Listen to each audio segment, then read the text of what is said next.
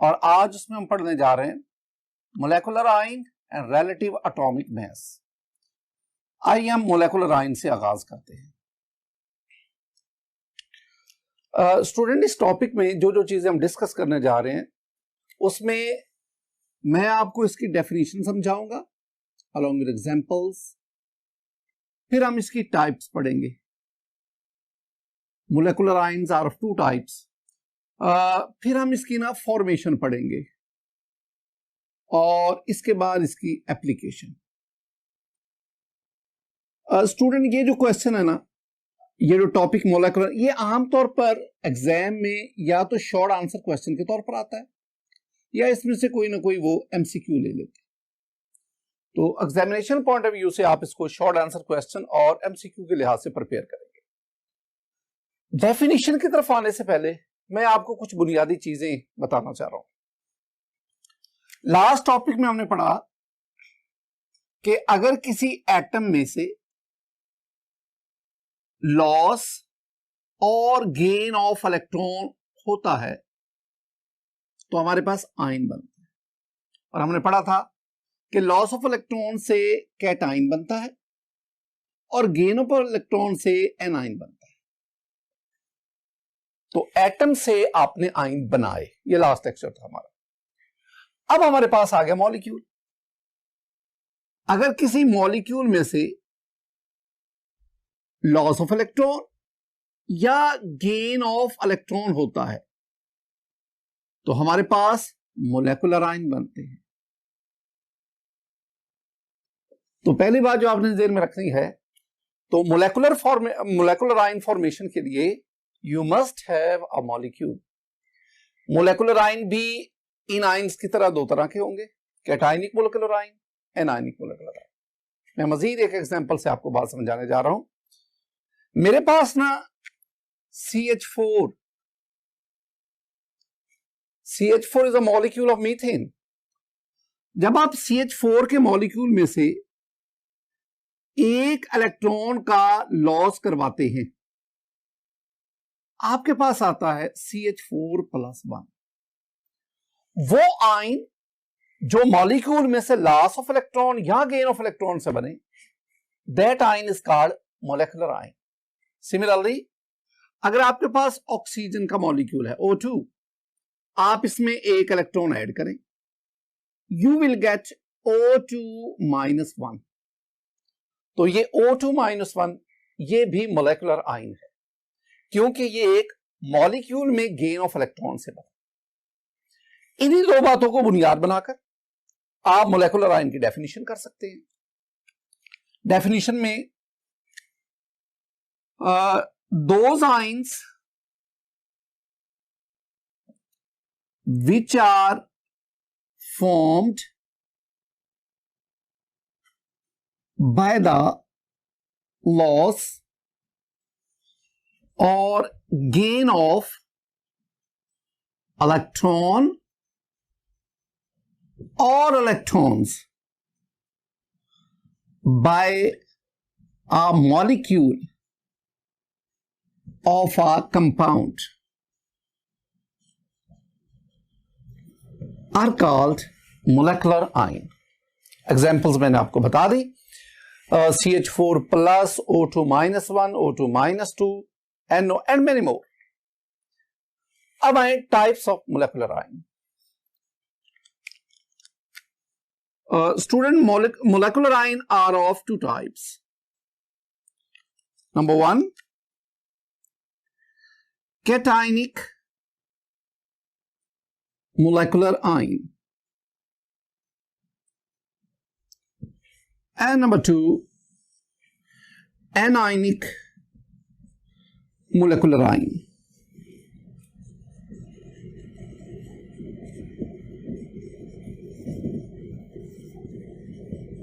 ये हमारे पास cationic molecular ion and anionic molecular ion। दो तीन पॉइंट्स आपसे इनमें रखेंगे। Cationic molecular ion very simple, they have positive charge, और दूसरी बात, they are more abundant than anionic molecular ion, यानी कैटायनिक मोलेकुलर आयन इनकी स्टेबिलिटी, इनकी फॉर्मेशन एनायनिक के मुकाबले में ज्यादा है। ये इजीली बनाए जा सकते। किसी मॉलिक्यूल से लॉस ऑफ इलेक्ट्रॉन आसान है, किसी मॉलिक्यूल में अकोमोडेशन ऑफ इलेक्ट्रॉन मुश्किल होता है। एग्जांपल्स में आते हैं, CH4 plus NO plus. Similarly, we have CO plus. All these are cationic molecular ion. Anionic molecular ion, तीन बातें, very simple. They have negative charge, or as compared to cationic molecular ion, anionic molecular ion are less abundant. और इसके examples में चले जाओ, you have O2 -1, O2 -2 and many more. ये हमारे पास types आ गए। अब हम बढ़ते हैं formation of molecular ion.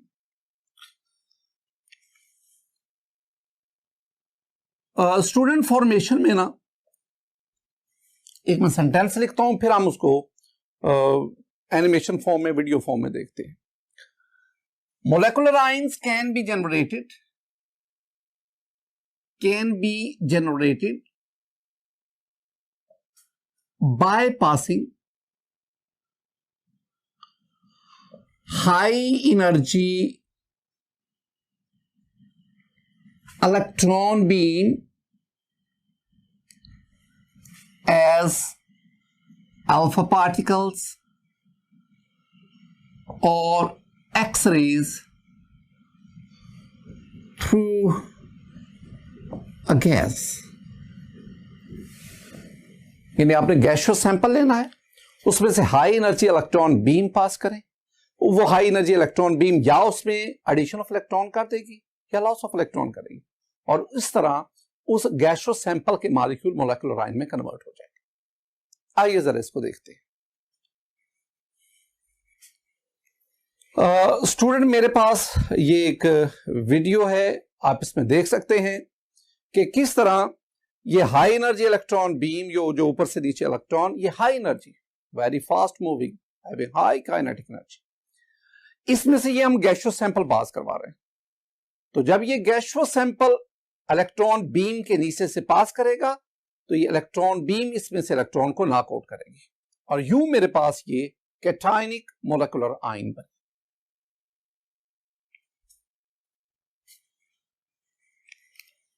Molecular ion में जो लास्ट हमारे पास हेडिंग है वो है एप्लीकेशंस। फायदा क्या है मोलेकुलर आयन का? हमारा नेक्स्ट टॉपिक आ रहे हैं, उसमें एक टॉपिक हम पढ़ेंगे मास स्पेक्ट्रोमेट्री। उस मास स्पेक्ट्रोमेट्री में ना हम ये करते हैं, हम किसी भी मॉलिक्यूल का स्ट्रक्चर या उसका मॉलिक्यूलर मास जानने के लिए ना पहले हम उसकी आयोनाइजेशन करवाते हैं, और उस मॉलिक्यूल की आयोनाइजेशन करवाकर हम उसको मोलेकुलर आयन में लाते हैं, और फिर मास स्पेक्ट्रोमीटर की मदद से हम उस मोलेकुलर आयन की ब्रेक डाउन करके हम उससे उसका स्ट्रक्चर और फिर मॉलिक्यूलर मास मालूम करते हैं। इसका मतलब हुआ कि मोलेकुलर आयन, इसकी मदद से हम स्ट्रक्चर ऑफ वेरियस मॉलिक्यूल्स उसको मालूम करते हैं। स्टूडेंट ये थे मॉलिक्यूलर आयन, मोलेकुलर आयन, उससे रेलेवेंट जो बातें हमने की हैं। हमारा जो दूसरा टॉपिक आज का है वो है रिलेटिव एटॉमिक मास। मैं इसको ना RAM लिखा करूंगा, रिलेटिव एटॉमिक मास। पहली बात ध्यान में रखनी है कि ये जो टर्म है ना रिलेटिव एटॉमिक मास, ये it is particularly use for elements. तो एलिमेंट्स का रिलेटिव एटॉमिक मास होता है। हमने इसके डेफिनेशन को पढ़ना है, लेकिन डेफिनेशन से पहले कुछ बातें। स्टूडेंट, एटॉमिक मास और साथ लिखा हुआ रिलेटिव। रिलेटिव का मतलब होता है एज कंपेयर टू, से मुवाजना करके, यानी किसी भी एलिमेंट का वो एटॉमिक मास जो किसी और एलिमेंट से कंपेयर करके निकाला जाता है। इसका मतलब है कि अगर हमने कंपैरिजन से निकालना है तो हमारे पास एक स्टैंडर्ड एलिमेंट होना चाहिए। रिलेटिव एटॉमिक मास के लिए जो स्टैंडर्ड एलिमेंट यूज करते हैं दैट इज कार्बन 12। याद रखना स्टूडेंट, कार्बन के ना 3 आइसोटोप्स हैं,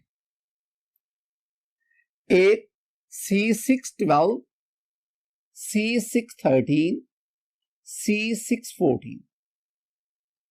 कार्बन के 3 आइसोटोप्स, इनमें वो आइसोटोप जिसको हम स्टैंडर्ड के तौर पर ले रहे हैं वो है C612, और हम इसका जो मास कंसीडर करते हैं वो हम इसका मास लेते हैं 12.0000 AMU। तो carbon 12 is the standard element और इसका हम जो मास अज्यूम करते हैं दैट इज 12.000 AMU। हम कार्बन को ही क्यों स्टैंडर्ड के तौर पर लेते हैं? इसके 2 बुनियादी वजूहात है।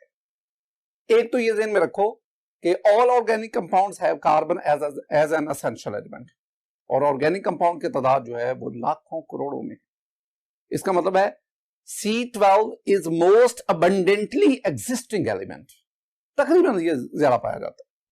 दूसरी बात, ये जो कार्बन 12 है this one is an stable, इन दोनों की निस्बत इसकी स्टेबिलिटी ज्यादा है, इसकी रिलेटिव अबंडेंस ज्यादा है। ये 2 वजूहात की बिना पर हम कार्बन 12 को एक स्टैंडर्ड एलिमेंट के तौर पर, कार्बन 12 से पहले ना ऑक्सीजन को और फिर उससे पहले हाइड्रोजन को बतौर स्टैंडर्ड एलिमेंट, लेकिन अब अयोपिक वालों ने कार्बन 12 को स्टैंडर्ड एलिमेंट के तौर पर चूज किया है और इसकी मदद से हम दूसरे एलिमेंट का रिलेटिव एटॉमिक मास मालूम करते हैं। अब रिलेटिव एटॉमिक मास कैसे मालूम करते हैं, उसकी डेफिनेशन क्या है? मैं पहले आपको एनिमेशन से कुछ बातें समझाना चाहता हूं।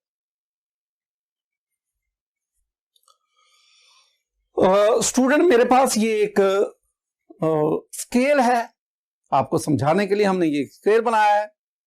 इस स्केल के एक पलड़े में एक साइड आप कार्बन 12 का एक एटम रखें।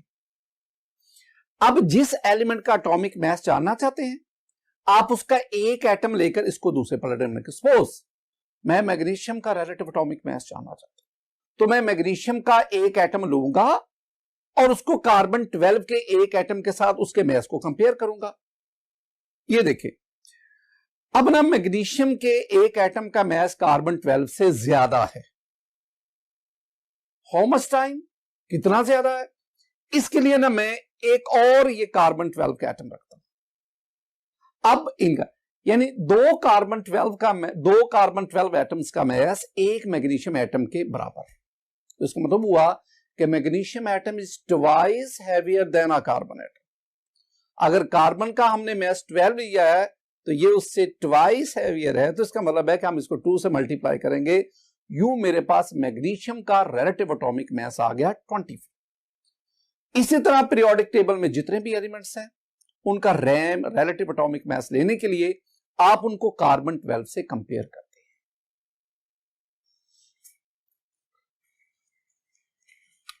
हैं। इसी को अब मैं डेफिनेशन की सूरत में लिखता हूं। The mass of an atom of an element as compared to an atom of C12 is called relative atomic mass। एक दो बातें स्टूडेंट, रिलेटिव एटॉमिक मास की जो टर्म है ये एक रिलेटिव टर्म है। अब हम एग्जांपल्स की तरफ आते हैं। एग्जांपल्स के लिए मैं आपको एक टेबल दिखाता हूं। स्टूडेंट, मेरे पास ये एक टेबल है, इसमें 2 कॉलम्स हैं, एक में एलिमेंट्स हैं और दूसरे में उनका रिलेटिव एटॉमिक मास है।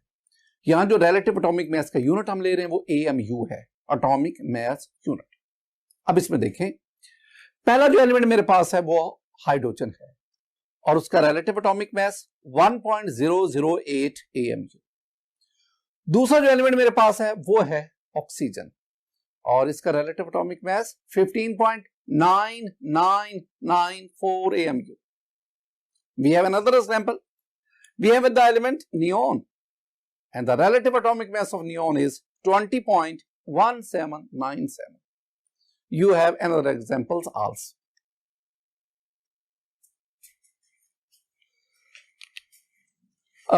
Student, next हमारा topic the unit of relative atomic mass. Unit of RAM, relative atomic mass. Student, relative atomic mass के जो यूनिट है वो है AMU, atomic mass unit. I mean AMU. तो रिलेटिव एटॉमिक मास का unit आ गया atomic mass unit AMU. अब ये AMU कितना मास होता है, मैं जरा आपको कुछ कैलकुलेशन समझाना चाहता हूं. स्टूडेंट, मेरे पास आपने ना 9th-10th में पढ़ा था एक कॉन्सेप्ट मोल एवोगैड्रो नंबर. अगर मैं उस कॉन्सेप्ट को बेस बनाऊं तो मेरे पास 12 gram of carbon, it's 1 mole of carbon, and it contains 6.022 cross 10 to the power 23 atoms. अगर इसी बात को मैं यूं लिख दूं कि 6.022 इसे हम कहते हैं Avogadro number. Atoms of carbon has मास 12 ग्राम. अगर आप कार्बन के इतने एटम्स लें, एवोगैड्रो नंबर ऑफ एटम्स लें, उनको एक जगह पे इकट्ठा करके उनका मास मालूम करें तो वो आएगा 12 ग्राम. अगर मैं एक कार्बन एटम का मास लेना चाहूं तो एक carbon, mass of 1 carbon atom, आप इसको डिवाइड कर दें. 12 divided by 6.022 10 to the power 23.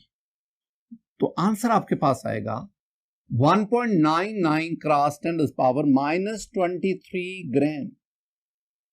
इसका मतलब हुआ कि एक कार्बन एटम का मास इतने ग्राम होता है. अब अगला काम करें. आपने एक कार्बन एटम का मास ले लिया. अब इस मास का 12वां हिस्सा ले, 1/12 of the mass of carbon atom. Carbon के एक एटम के मास का 12वां हिस्सा, वो कैसे लें? आप इस वैल्यू को 1/12 थे 1/12 उससे मल्टीप्लाई कर दें. तो मेरे पास ये 1.99 क्रॉस 10 to the power -23 ग्राम, इसको मल्टीप्लाई करता हूं 1/12 से, यानी मैं इसका 12th पार्ट लेना चाहता हूं. तो मेरे पास ये आएगा 1.661 क्रॉस 10 to the power -24 ग्राम. इसका मतलब है ये जो वैल्यू आई है ना, ये एक कार्बन एटम के मास के 12वां हिस्सा है, और this value is called 1 AMU. अगर आप इसको केजी में लेना चाहते हैं, किलोग्राम में ले जाना चाहते हैं, तो आप इसको 1.661 cross 10 to the power -27 kilogram. Gram को किलोग्राम में, किलोग्राम को किलोग्राम में कैसे कन्वर्ट करते हैं ये हम पीछे पढ़ के आए. तो इसका मतलब हुआ कि 1 AMU इस वैल्यू के बराबर है, और ये वैल्यू क्या है? ये कार्बन एटम के, एक कार्बन एटम के मास का 1/12 पार्ट. तो मैं कहूंगा कि 1/12 of the mass of one carbon atom is called 1 AMU. ये इसकी डेफिनेशन. और अगर आप AMU को किलोग्राम के साथ रिलेट करना चाहें तो आप इस तरह करें. अगर AMU को ग्राम के साथ रिलेट करना चाहें तो आपके पास ये है. स्टूडेंट, आज इस लेक्चर में हमने दो टॉपिक्स को कवर किया. एक था मोलेकुलर आयन और दूसरा था रिलेटिव एटॉमिक मास. अल्लाह ताला आपका हामी और नासिर. अस्सलामु अलैकुम व रहमतुल्लाह.